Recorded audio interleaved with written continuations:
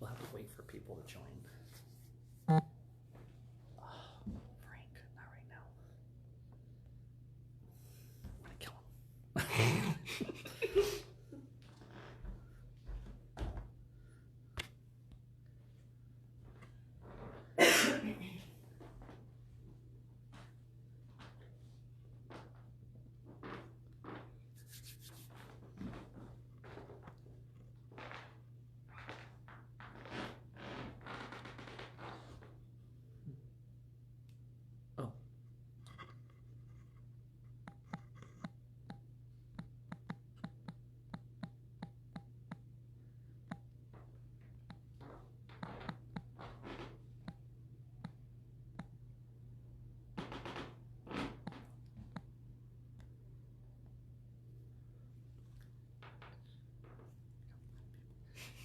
Hi everybody, we'll be starting in just a few minutes. We're just going to give a couple of minutes to let people join us, and then we'll get started. So just hang tight for another minute or two, and then we'll be right back.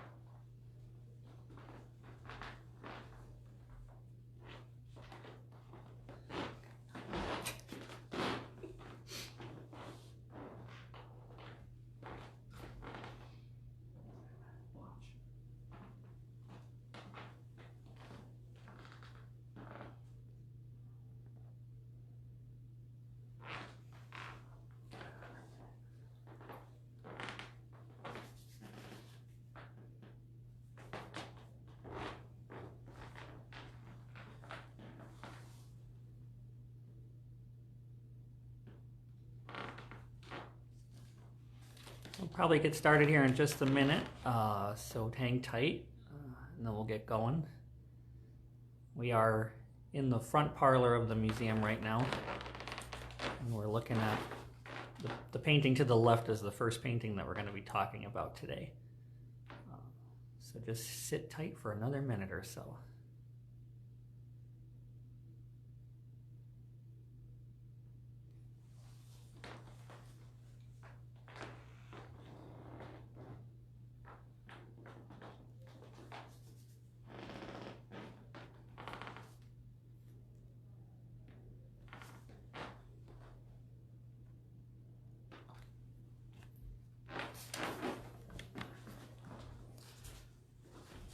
My name's Andrea. I just want to welcome you on this lovely Saturday afternoon here in Binghamton to the Phelps Mansion. I will be guiding you through the mansion today. I'll be doing a little bit of a different type of tour. I know if any of you have been to the mansions previously and have done a tour, we really focus on like the building and the architecture of the mansion, and today we're going to be focusing more on like the art pieces that you see throughout the mansion. I know that's something we don't normally touch upon in a basic tour, so during this time we figure we kind of expand out and maybe focus more on some of the paintings and pieces of art in the mansion. So I'm going to welcome you to that.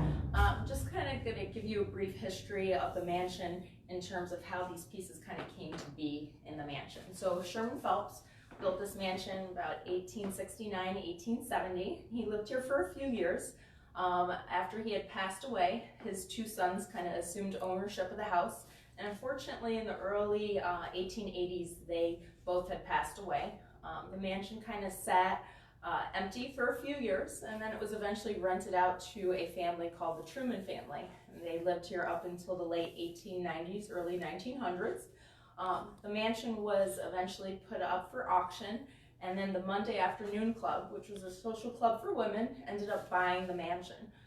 When they purchased the mansion, there was no original furniture or pieces of art in the mansion. So throughout the years, they kind of made donations to the mansion, and they brought in all the artworks and the furniture that you are seeing here right now throughout the mansion. So these weren't original pieces to the original family of the mansion, but were brought in later by the ladies of the Monday Afternoon Club. A lot of the art that you see in the mansion, they try to kind of be period correct. So a lot of the art is from the mid-1800s. So that's kind of the time period that you're seeing here. One of the things in the mid-1800s that was really popular was kind of the impressionistic and romantic art period. So one of the offshoots of this kind of romantic period was the Hudson River Valley School. So this first painting that you see here, this is kind of very typical of your Hudson River Art School kind of movement. So the Hudson River Valley art movement was kind of a mid-19th century art movement, pretty much most popular around 1825 to about 1875. And the aesthetic vision was influenced by Romanticism, and Romanticism plays a large emphasis on individualism and emotion. So emotion, spirituality, imagination, mystery, feelings, and moods. Romanticism tended to focus on the glorification of the past and all nature, and it really was at its peak between 1800 to about 1850. It was partly a reaction to the Industrial Revolution, and Romantics tended to concentrate on human activity more through an upper class frame. When we're talking more about the Hudson River Valley School, it's kind of like an offshoot of a Romantic kind of art. We really think of a person pretty much who's kind of attributed to the Hudson River Valley School, and his name was Thomas Cole. And Thomas Cole did a lot of painting down in New York City, and he actually, what ended up happening is he had a patron who sent him on a trip up to the Hudson River Valley. So he took a steamship from West Point to the Catskills on a trip sponsored by a patron. And after this trip, he actually ended up producing 3 landscape paintings. And these 3 landscape paintings, they were displayed prominently in a New York City bookseller's window. So these 3 paintings that he had produced were very typical of the Hudson River School. So they were naturalistic, they were portraying all these landscapes that he had seen on his trip to the Hudson River Valley in the Catskill area. Now these paintings caught the attention of Colonel John Trumbull, and he purchased one of these landscapes, and he kind of recognized in Thomas Cole's painting the perception of a wilderness that inherent in American scenery that a lot of landscape artists in America up until that point had been ignoring. So Trumbull purchased one of these paintings, and he brought Cole to the attention of various other patrons. So this really contributed to Thomas Cole's popularity during those times, and he was kind of the father of the Hudson River Valley movement, as one would say. So the Hudson River Valley movement, it was never like an organized group of artists. It's kind of just a typical style that they painted in. So typical of their style, they would depict landscapes of the Hudson River Valley and the surrounding areas, such as the Adirondacks, the Catskills, and the White Mountains. Typically they would sketch outdoors, but they would go back to their studios to paint. Sometimes their paintings would not often depict specific locales, but they would kind of integrate several different locales into one big painting. So they kind of ideally organize the compositions back in their own studios. So they tended to kind of glorify nature and kind of put it in its best foot forward. So what you get is a lot of kind of views of distant views, really immense vistas, grandeurs of scale and awe. Typically, they focused on three major themes. So what you're seeing in a Hudson River Valley School painting, they focus really on discovery, exploration, and settlement. And a lot of their paintings would depict the American landscape kind of as a pastoral setting where human beings and nature kind of coexisted peacefully together, and it juxtaposed agriculture with the remaining wilderness. The wilderness, which is fast disappearing in the Hudson River Valley because we're coming up on the Industrial Revolution. Landscapes were typically characterized, they're by their realistic and detailed nature, also kind of idealized portrayals of nature. Nature back then was a reflection of God, so it was kind of expressed ideally, idealized beauty and the sublime. People in paintings were kind of, when they would paint people in the paintings, they kind of were made small to kind of give scale and show how humanity in comparison with nature and ultimately God, it was that much more powerful over them. So here we have a painting by Douglas Arthur Teed, and this was kind of painted a little bit further along. This was painted around 1889, so a little bit past the Hudson River Valley's kind of most prolific point, but still kind of really considered a Hudson River Valley painting. So this is kind of a river scene with cows on a path. You see the cows kind of over here meandering. You do have this little person in the middle of the painting, tiny, on a canoe in the middle of the river. So really kind of showing how small humanity is in comparison to nature, which was the reflection of God. So kind of showing that we're so small in comparison to God. Obviously we have the cows in the painting and some cows drinking from the river out there, kind of juxtaposing. So we're in the middle of the wilderness, but yet it is an agricultural scene. So showing how people are kind of moving on into nature, but still coexisting peacefully throughout. We have the sun kind of touching the trees over here, really idealized kind of light, really typical of the Hudson River Valley kind of style here. So this particular painting was done by a gentleman named Douglas Arthur Teed. And just to kind of give you a little background on him, he was born in New Hartford, which is kind of up in the Utica area. His father, he actually has a really interesting background. So his father was a physician. His name was Douglas Arthur Teed. His father was Cyrus Teed, and he kind of was known to bridge the gap between science and religion. So he did a lot of kind of experimentation and kind of a little bit of a wacky experiment. He would experiment a lot with high levels of electricity. And one day, after actually being shocked, he claimed to have a vision of a divine woman who he claimed to be his mother and bride at the same time. So after this point, he kind of becomes a fanatic, and he really starts believing in a lot of kind of different ideas. He believed in cellular cosmology, which kind of believed in the cosmos, and he believed that human beings lived inside the earth and not on it. And he believed that the earth didn't really revolve around the sun. He liked things like alchemy. He believed in reincarnation, immortality, celibacy, and communism. So at this point, his father, Douglas's father, Cyrus, he was born in Utica, and they had moved down to New York City for a small amount of time. Then they moved back up to Utica. Eventually they got to the Binghamton area. By the time they got to the Binghamton area, his father had really kind of dived into this new kind of belief, which eventually became to be known as Christianity. And eventually he leaves Binghamton. His dad, Cyrus, leaves Binghamton to start kind of a commune down in Florida. And Douglas and his mother actually stayed in Binghamton. They didn't really buy into this whole kind of idea of this Christianity. So they stayed in the Binghamton area, and they actually move in with Douglas's mother's sister. So they kind of stay in the Binghamton area.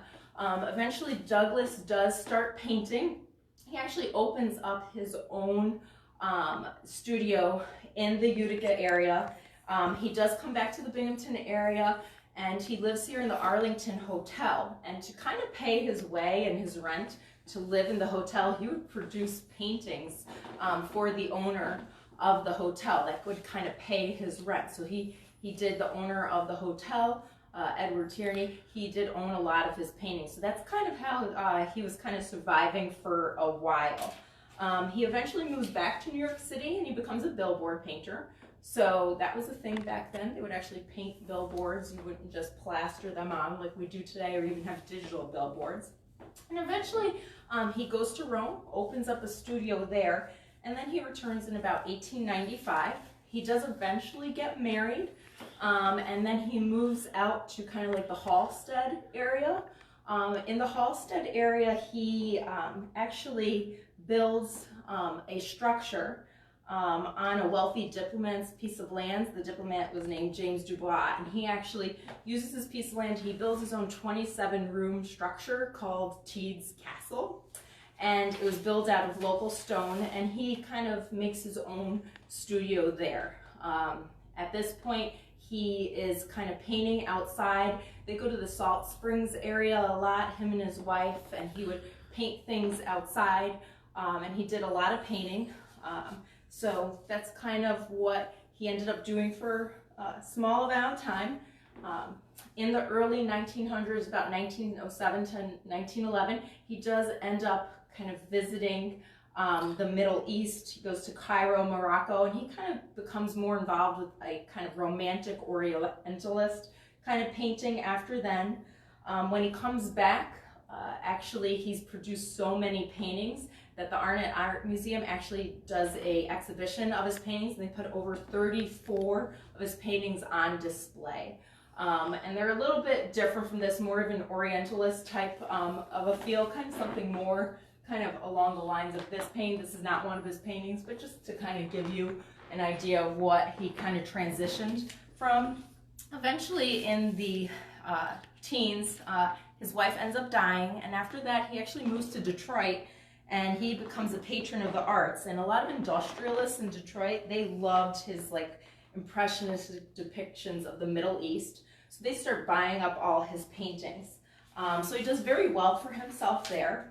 And then shortly after that, with the onset of World War I, he turns and transitions into doing portraits. Now, he did really great portraits of New York senators, governors. He even did a portrait of Andrew Carnegie, and he does this to kind of sustain himself throughout the war. He was really, really great at doing portraits, and he got a lot of acclaim from it, but he actually hated doing his portraits. And in a 1925 interview that he did, he actually said to the interviewer that he absolutely hated doing portraits and was going to stop doing portraits from that day forward, which is probably a good thing because he passed away 4 years later. So, so the portrait thing, he was really lucrative at it, but not really his type of thing. So that's kind of a little background on Douglas Arthur Teed. And this kind of, because I was talking about portraits, we're going to kind of jump right into our next painting here, which is a portrait. So we're going to turn right around here.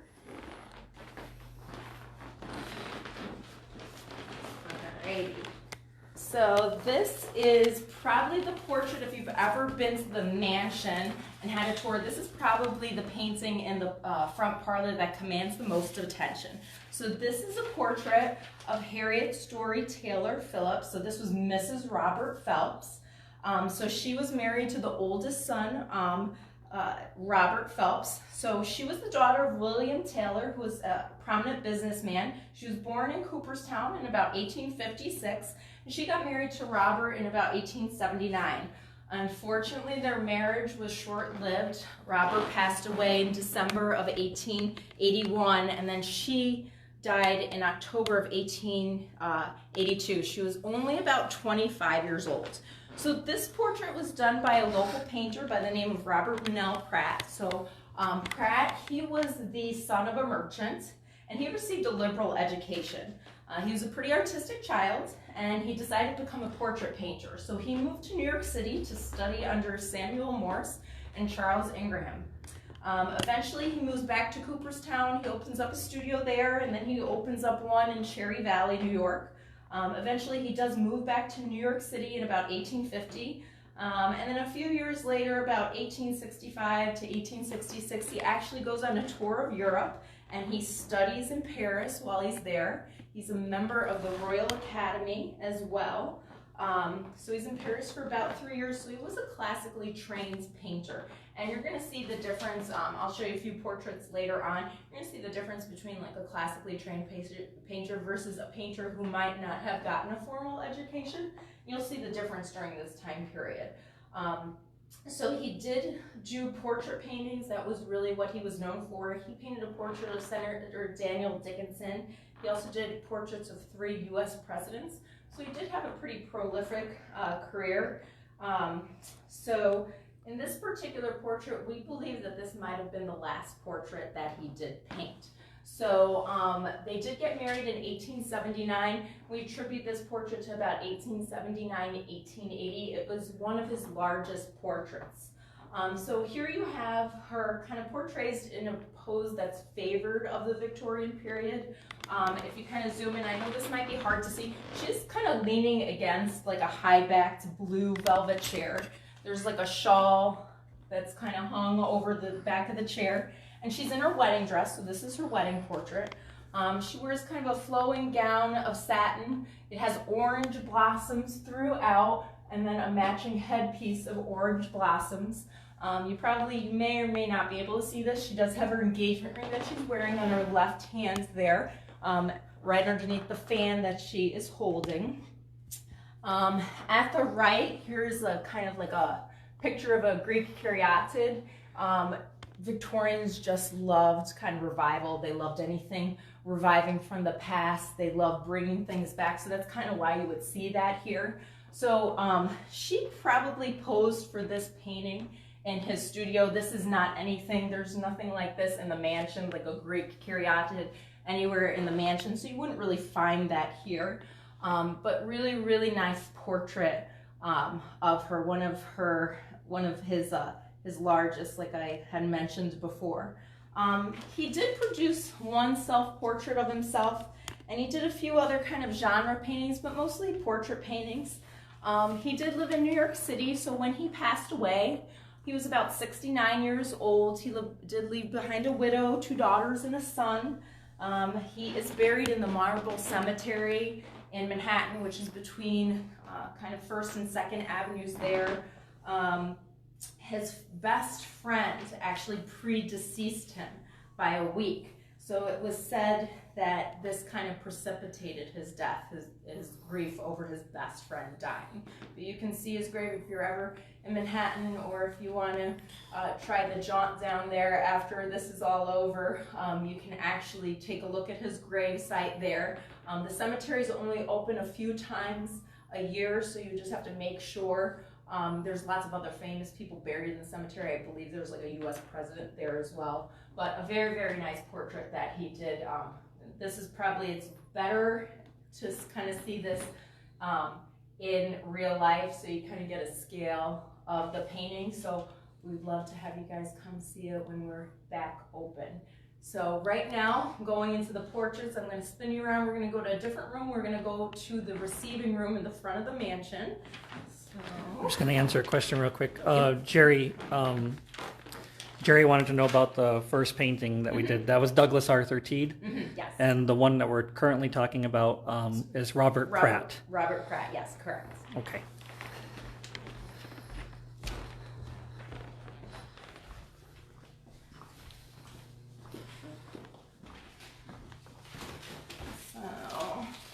So we're going to be looking at this painting here. Is the lighting okay on it? Yeah, I think it's okay. So this painting here is done by Susan Waters. She was originally born as Susan Catherine Moore. So this is a female artist that we are seeing today. She was born in Binghamton in 1923, and she was a Quaker. So eventually her family left the Binghamton area, and there was like a Quaker kind of township out in Friendsville, Pennsylvania, right over the border. So they ended up moving there, and her sister attended the Friendsville Boarding School for Females, which was a Quaker seminary school. Pretty soon into her becoming a student there, her teachers noticed that she was really good at copying images from textbooks for classes. So this is kind of actually how her family afforded her and her sister to be able to go to the boarding school. She would paint copies for her course in natural history for the teachers, and she was self-taught, and they pretty much considered her to be a prodigy. In June of 1841, at the ripe old age of 17, she marries a fellow by the name of William Waters, so she becomes Susan Waters, and he was a fellow Quaker, and he definitely encouraged to develop her talent. Now, unfortunately, her husband was never really in good health, so he couldn't be the sole supporter of the family. So she had to find a way to help support the family. So what she actually began doing was she would start doing portraits of different families in the local areas, and she became an itinerant painter. So, and this was a thing back then. So itinerant painters, they weren't necessarily classically trained artists. They were people who kind of went from town to town, and they would paint different portraits of different people in different towns, and they would paint for food, for rent, even a bushel of potatoes. And this is kind of how they made their living. This kind of stems back from a time from colonial times. During colonial times, only wealthy people could afford to have an artist come to their house and produce a portrait of themselves or someone in their family. And these portraits would hang in kind of in their parlors. Now, during the 1800s, people began to be able to afford, there was kind of more wealth coming to the area, so people would be able to afford these things. So now these colorful portraits would kind of hang in the parlors of kind of normal people's homes. And different artists would go around to different towns, and they would kind of hang out in that town until they painted everyone who wanted a portrait. A lot of times, they would paint portraits of children, different family members, and they would stay there and they would get paid, they could stay there for free, they'd have a dinner for free. So this was like a big thing back then.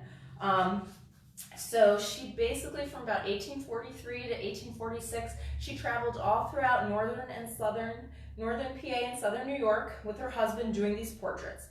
She would go to towns like Oxford, Berkshire, Kellogg'sville, and one of her most famous portraits was this. So you're going to see a huge difference between this portrait and the portrait that we were looking before. So before we were looking at Robert Manell Pratt, who's a classically trained artist. Now this is a portrait that she did of 3 Newark Valley sisters. And this was considered one of her most famous portraits that she did. Now, obviously, you see a lot of difference between the 2 different types of portraits.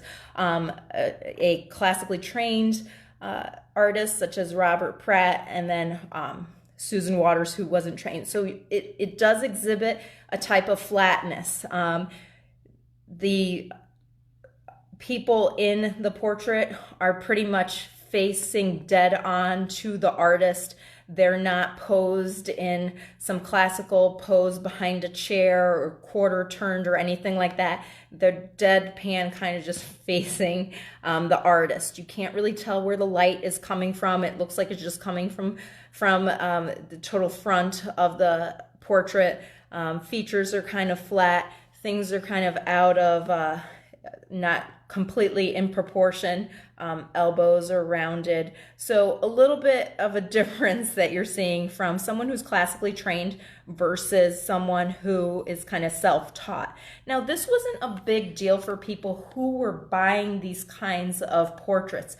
It was more important at that point for people who were commissioning these portraits, who are normal, regular day people, to kind of just make them happy and get a correct likeness of the person. It didn't have to be like super fancy like what you saw in the Robert Pratt portrait of Harriet there. They were just happy to get a really nice portrait that looked somewhat like one of their family members. So this was really, really popular back in the day. This was very typical of something that you would see of an itinerant portrait painter. So she would do a lot of things like that. Eventually what ends up happening is obviously she would have to kind of move around, and her husband, he was not in good health. So eventually they had to stop traveling.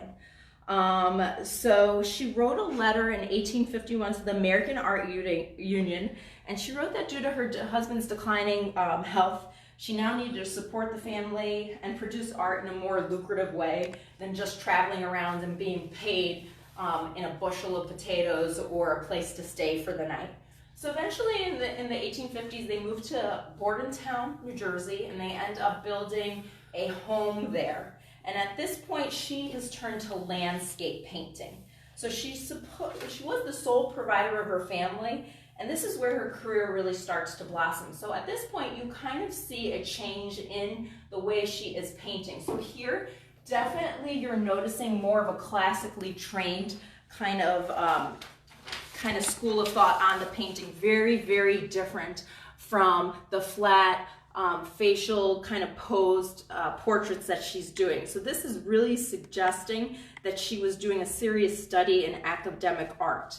At this point, she is the sole provider for her family, which was a huge achievement back in their day, because it was unheard of to know that the woman was providing for the family.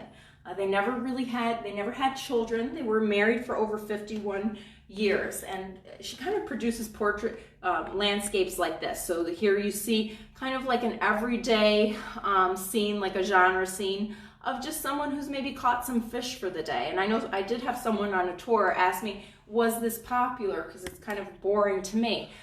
This was popular back then because art was kind of trying to relate to the average person and what they came kind of in touch with every day. So an average person might go down to the stream or the river or the creek and catch their dinner. So this resonated with people in middle class, maybe lower class situations. So stuff like this was absolutely popular.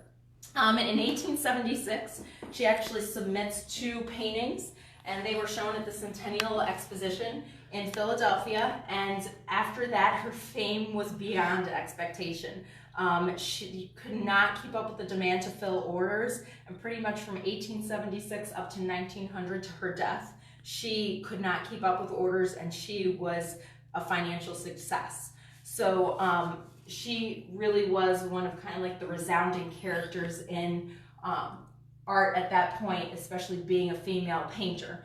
Another thing that you would see on her paintings, her first portraits, she would sign them on the back. When she turned to landscape portraits such as this, she would start to sign them on the front, and she would sign them on the front with her full name, Mrs. Susan C. Waters. So she wasn't hiding the fact that she was a woman doing these paintings, which is pretty incredible. She left behind a huge body of work and a big legacy. She was really into women's rights and the suffrage movement, and she was also a huge animal activist. So really one of the kind of forward thinkers of her day. So we're grateful to have one of her paintings kind of hanging here in our museum. So I'm going to spin you around right now, and we are going to go to this engraving right here. So I do have a photo of this painting. So this is engraving. It's a black and white engraving, but I'm going to show you one of the photos that I have of this painting, if I can find it. Let's see here. Alrighty. So, oops. So this is a black and white engraving, and this is kind of what the actual painting looks like. So this is done by Jean-Francois Millet, who is from Paris, and this is kind of done. This is what was going on in Europe while we were doing the Hudson River Valley School. Kind of the counterpart of the Hudson River Valley School in Europe was known as the Barbizon School. And typically the Barbizon School was attributed to being kind of conceived of by Jean-Francois Millet. So Millet actually, he was the son of a farmer. So he was kind of used to just living. He was the son of a farmer. He helped around the farm. He sowed hay bales. He spread manure. He helped plow. So a lot of these times he grew up poor, so these themes would show up in his paintings. And the difference between the Hudson River Valley and the Barbizon School in France. The Barbizon School is about 1830 to 1870. Hudson River Valley about 1825 to 1850. So the Barbizon School painted in more of a realist way. So Hudson River Valley, we had these very, these depictions of nature. They glorified it, these perfect looking landscapes, while the Barbizon School attempted to show life, everyday life of the average person who happened to probably be a laborer, a low-class laborer. So it typically tried to represent subject matter truthfully and without artificiality, and it really kind of strove to emphasize the ugly, mundane, and regular tasks of everyday people. It rejected kind of that romantic notion and making everything look perfect. So here we kind of see, this is called the spinner or the shepherdess. So what she's doing is she's kind of just spinning some wool from her sheep. And what I really kind of like most about this engraving is that she's looking kind of like directly out at us, which for someone who's kind of part of the lower class, I mean, it is kind of something to be said where she's staring right out at the viewer. She's not ashamed of what she's doing. This is her normal everyday life, and I really like that about it. Millais was married, and his second wife, he had over 9 children. So he actually painted this painting. Well, we're looking at the engraving version, but he was visiting Auvergne in France. There was kind of like some water springs there that were supposed to be good for your health. And he saw this girl sitting there and he painted her. And that was very typical of Barbizon School painting versus the Hudson River Valley. Hudson River Valley, a lot of them would just sketch outside and then bring things back to their studios to paint, while mostly in the Barbizon School, artists would sit right outside and paint exactly what they saw. They wouldn't try to kind of make it look kind of unrealistic in terms of making it to this unforeseen standard. They painted exactly what they saw. So he saw this girl and he sat there and he painted her. He liked doing naturalistic portraits. Unfortunately, Millais and a lot of his portraits and his scenes weren't really received well by critics, and it drew a lot of negative criticism, especially because from the middle and upper classes.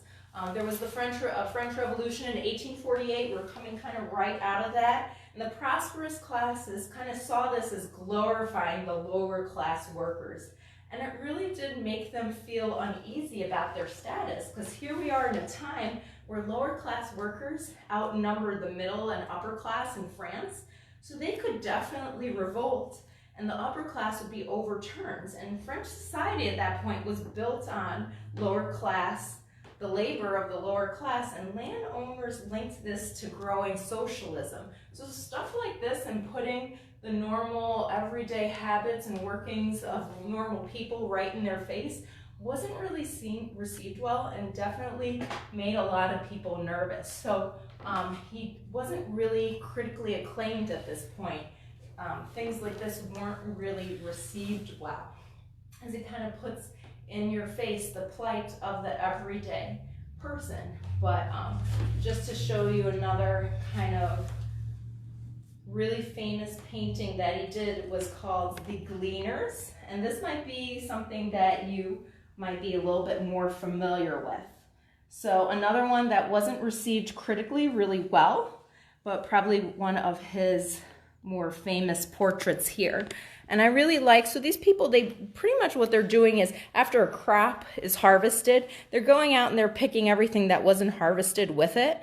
And this was not received well. This is back-breaking labor. But what you can see is it's pretty much right in your face, like as to what they're doing. I mean, with their hands down on the ground and the elbow kind of going up on the side, you can kind of see the circle of repetition of what they're having to do every day, hunched over, just picking out what's remaining of the crop. And it kind of really brings into your face the plight of just the lower class. So you might be a little bit more familiar with a painting like this. So, Any questions before we go to the next painting? We're good to go. So None you're going to so go far. right around the corner here.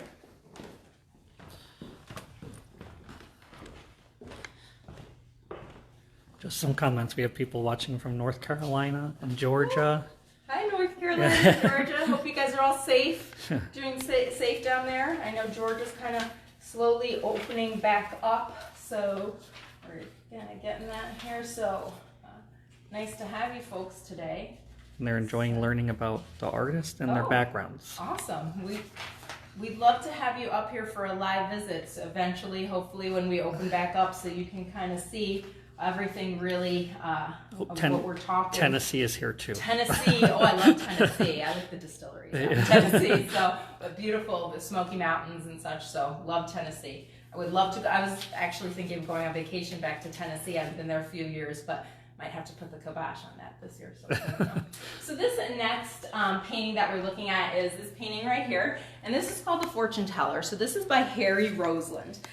This painting is about circa 1899, 1900, and this kind of has a lot going on without, and I'll tell you kind of a little bit about. So Harry Roseland, he was an American realist genre painter, and he focused on everyday scenes of poor African American life in the post-Civil War South.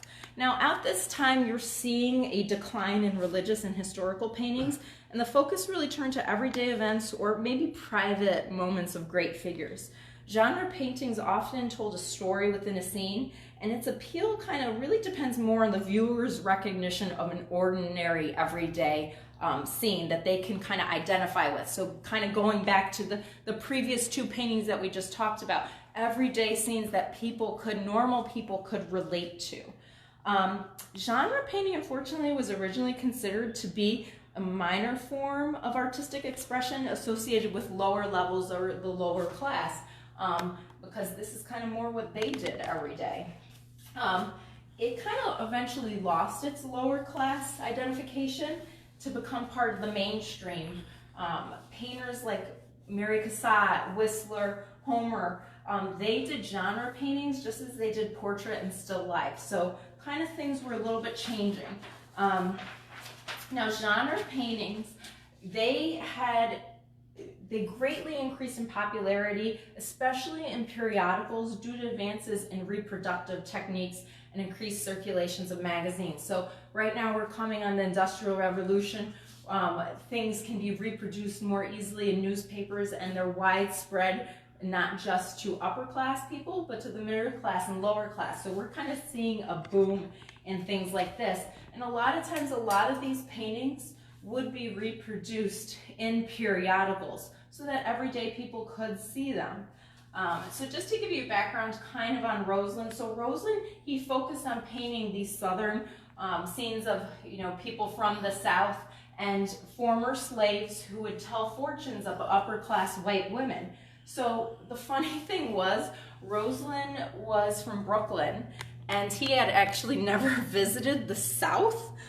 He actually lived a few doors down from a fortune teller in his apartment building, so he started kind of depicting her everyday life. So in 1898, he starts depicting fortune tellers as an independent member of the lower class.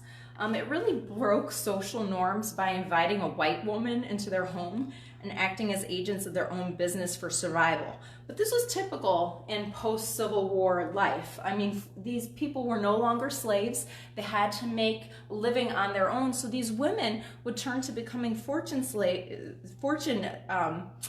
tellers in order to make a living for themselves.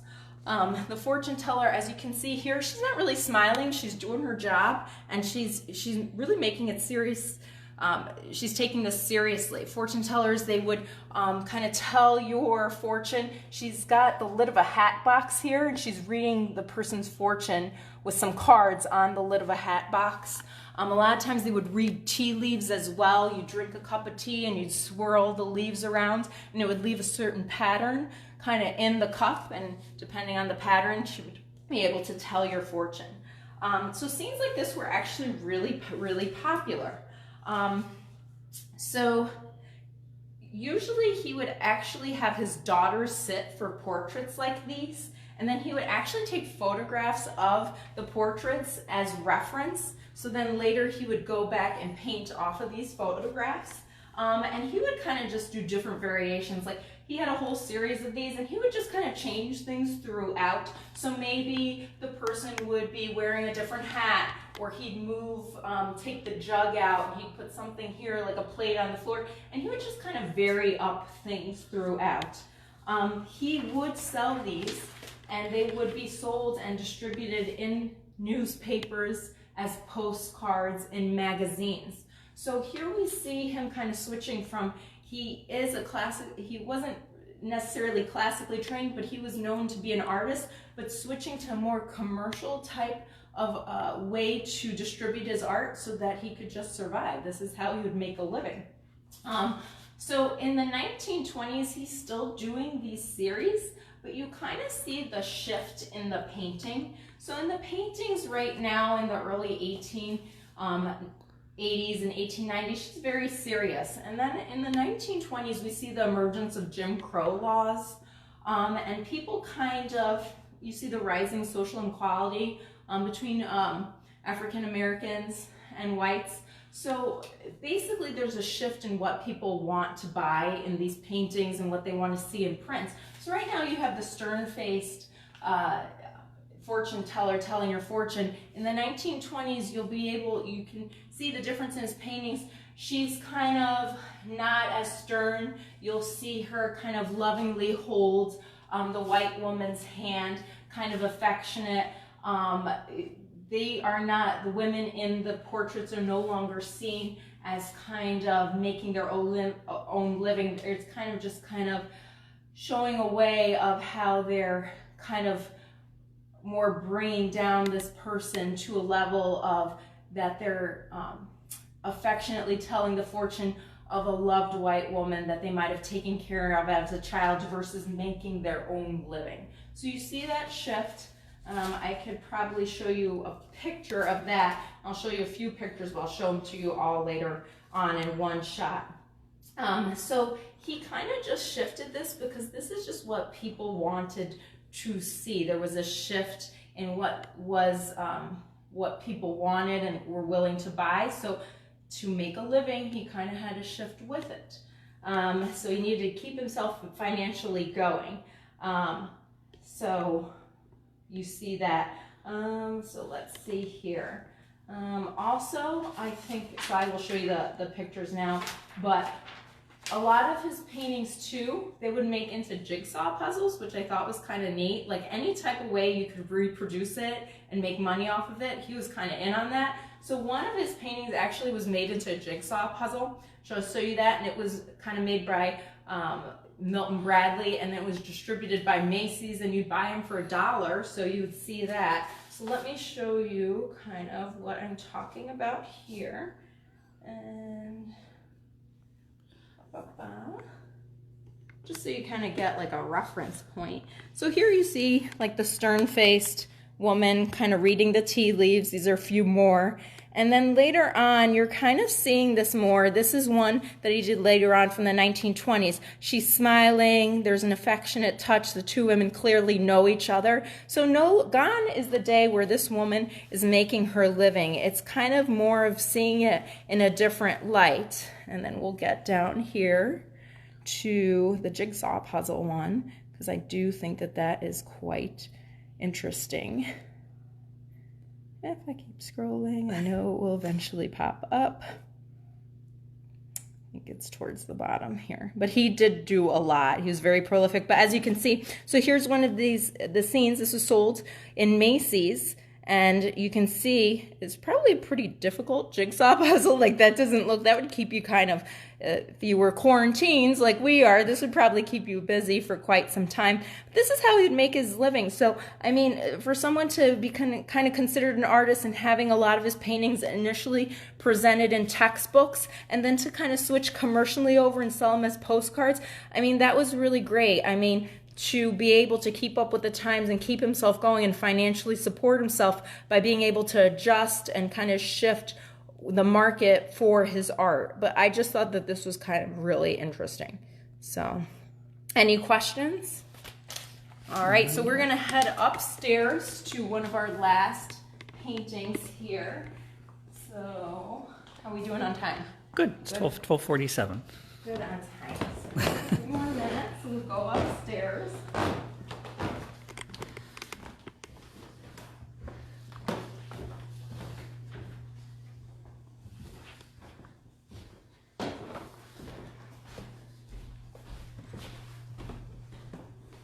The second floor of the lovely mansion. If you've never been here, this is the second floor.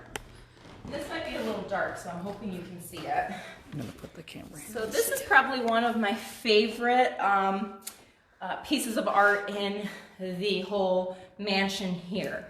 So kind of going back to the whole female movement, I love how we have a few female artists represented throughout the mansion. So this is an engraving, and it was originally done by a female artist named Rosa Bonheur. And she lived from about 1822 to 1899, and she was French. So this is pretty much Susan Waters downstairs, the fish scene that we saw, afternoon catch. They lived the same time. She was 1823 up till 1900. We have 1822 to 1899. So this is kind of what was going on in France. And this is kind of, she painted kind of in the style of the Barbizon School. So I love Rosa's, her life story here. So this particular engraving is called The Straits of Balahulish, and it pretty much depicts a pretty much a lower class everyday scene. So basically these men are driving their cattle, their herd of cattle, across the Straits of Balahulish in Scotland, and they're driving them to market. So they're going to sell them and hopefully make enough money so that they continue to live. So this is a very, very peasant, this is everyday life scene, so very realist movement, definitely Barbizon School. So Rosa, she was a French artist and sculptor, and she definitely focused on painting animals. This was her thing. She was considered to be one of the most famous female painters of the 19th century, and she came from a family of artists. Her mother was a piano teacher, and her father was an artist, so she kind of came from that background. As a child, she was known to be unruly, and she kind of had a lot of problems in school, and she would get kicked out of school. She didn't learn to read or write very soon. She had problems with that, but in order to learn to read and write, her mother actually taught her the alphabet by making her draw a picture of an animal for each letter of the alphabet. So this is kind of where you start to see her sketching and where her first introduction into the art world kind of comes to play in her introduction into art. So she made her sketch all these animals, a different animal for each letter, and she would sketch for hours, even before she was really speaking. Her father, he allowed, because he was an artist, so he would allow her to pursue her interest in art.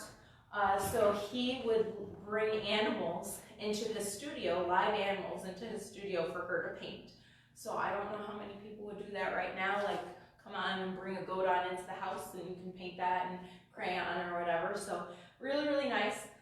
Eventually the family moves to Paris. Her mother does end up passing away, but she does continue, her father lets her continue with her kind of artistry. So he eventually sends her to the Louvre, and she becomes a student there, and she starts sketching, and she also sculpts, she would sculpt things that were in the Louvre, and she would sketch, and this is kind of where a lot of her talent really begins to bloom. So eventually she becomes in contact with an art dealer by the name of Ernest Gambert. So he was a really popular art dealer. And at this time, we're talking Industrial Revolution, a lot of times paintings would turn into etchings so that they could be widely circulated and distributed. A lot of people were coming into wealth in terms of the second half of the 1800s with the Industrial Revolution.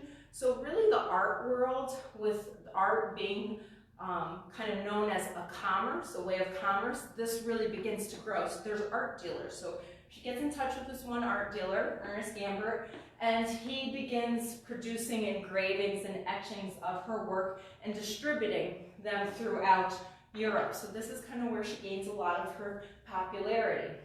So she was from France, and he actually takes her over to England, and they go to England for a few months, and they kind of go all throughout England and Scotland, and they tour the countryside, and she starts painting and sketching things that she sees.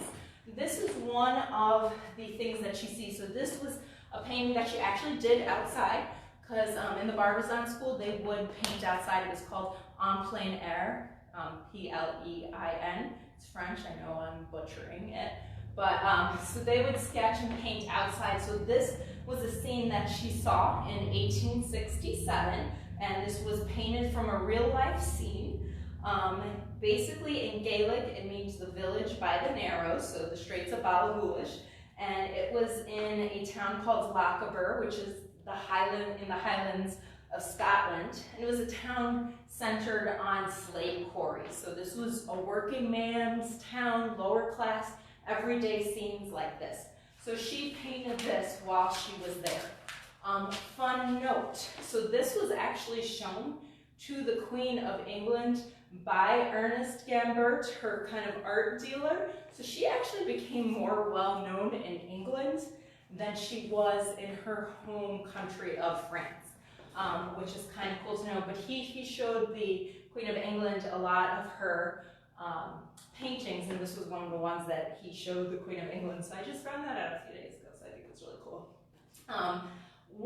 So basically what it is depicting the herd of cattle kind of going across. It's an everyday scene. Now, what I really like about Rosa Bonheur is she was one of the most prolific female artists of the 1800s, and she was unabashed and unashamed of who she was. She wore pants, she didn't wear dresses.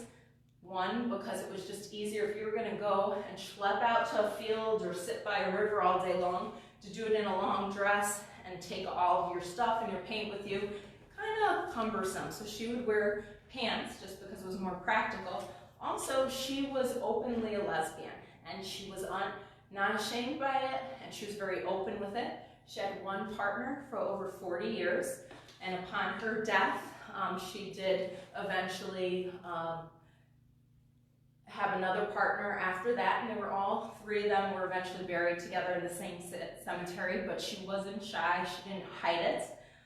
She identified with the power and freedom reserved for men, and she went against social norms. She hunted, she smoked, she didn't see that there should be a difference between a man or a woman doing it. So she was kind of definitely ahead of her time with that, and unapologetic, which I really, really like about her, a very strong woman. So this is one of her paintings. I'm going to show you just a couple more of her paintings that you might be kind of more familiar with, just to kind of give you a point of reference. So she had two really big paintings. These two kind of were considered her major pieces of work. So this one is considered her magnum opus, which would be like her best work. So this is called the Horse Fair. So obviously you see this in painting form. You can see the movement throughout the painting. I mean, just the horses all moving together. The two spots of blue moving your eye throughout the entire painting. I mean, she was quite skilled. Like the skill, and these were huge paintings. The skill to produce something like this by a female in the 1800s was unheard of. So one of her best paintings, and I'm going to show you another one of her paintings. So this was also another one, and actually here's a picture of her. So there she was. She's wearing a dress there. But this one is another one this one's probably pretty familiar to you. So this is called The Plowing of Nivernais. So just your basic everyday typical scene of two men, plowing their fields, everyday life. And you can tell she definitely did sit in the fields with them. I mean, to produce this level of detail, she was out there with them in her pants and all of her paints and all of everything that she needed right out there with them. And I love the sense of movement in all of her works, where you can just feel how they're moving this way. He's driving them, to what he needs them to do, and just he's doing this everyday toiling. And you can see the sense of movement also in the engraving that we do have. You can feel the movement. It feels like you're almost there with them, which is what I love. And it's really kind of obvious in in what she does. So I really think that she's one of the best examples we have of things that were happening in the 1800s in the mansion. And I just love that we have the Catherine Waters, and then this juxtaposed it. So a female artist at the same exact time in America, and a female artist over in Europe, to kind of show what was being done similarly and what's being done different. So that kind of concludes the tour. Does anyone have any questions? No. All right, so I mean, I really want to wish you guys a great day, and thanks for coming out and hanging out with us today. I really look forward to the day where we can actually hang out together in the mansion so you can kind of see more of the artwork, and we have lots of other pieces to look at. I also encourage you guys, I know that this is a tough time for everyone, but we are accepting donations. So if you'd like to make a donation, you can go to phelpsmansion.org and make a donation on our page. It is a tough time, like I said, no pressure for everyone, but definitely a tough time for places like mansions. We definitely have bills to pay, so if you can make a donation, we would gladly accept it. But other than that, I hope you have a great day. And if you liked this, you can just leave like maybe a little kind of blurb on TripAdvisor, and if you didn't like this, just pretend I didn't say that at all. So, but we really do miss you guys, and we look forward to the day that we can do this live for you. And if you haven't ever been to the mansion, maybe come out and take a day trip, or you folks from Tennessee, Georgia, you can come on up and make a few days of it. And upstate New York has a lot of lovely buildings, a lot of great stuff to see, and we'd love to have you. Thanks, bye. And just to answer Anne's question, the next Facebook Live will be next Saturday, which I believe is May 2nd, right? Oh, is it May already? Is it May? Yes, I think so. It is. Wow. We're going to be talking about Isaac Perry, the person. And so that will be next Saturday at 12 o'clock. Thanks, everybody. Have a good day. Bye.